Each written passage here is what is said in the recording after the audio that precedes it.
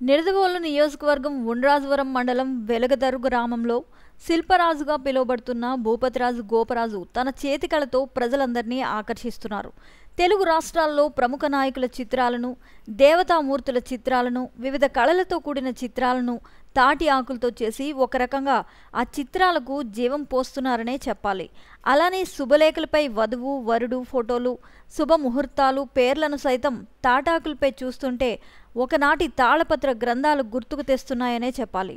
అలానే గోదావరి జిల్లాల్లో స్థానిక ప్రజాప్రతినిధుల పుట్టినరోజు వేడుకలకు ఈ కళాఖండాలను బహుమతులుగా కూడా ఈ చిత్రాలు వాళ్ళు తీసుకెళ్తున్నారని శిల్పరాజు తెలియజేశారు. ఒక్కొక్క చిత్రం చేయడానికి 4 రోజుల వరకు సమయం పడుతుందన్నారు. ఈ తాటి ఆకులను చిత్రాలుగా మలచడంలో రోజు రోజుకి మరిన్ని మెలకువలతో గత సమయం కంటే మరికొంత సమయం కలిసి వస్తుందన్నారు. గత 30 సంవత్సరాలుగా తణుకు పరిసర ప్రాంతాల్లో స్క్రీన్ ఆర్టిస్టుగా పనిచేశానన్నారు. వంశపారంపర్యంగా చేసే వ్యవసాయం వదిలి ఇలా శిల్పరాజు వివిధ రకాలుగా ఎన్నో కళాఖండాలను తీర్చిదిద్దడం జరిగిందన్నారు.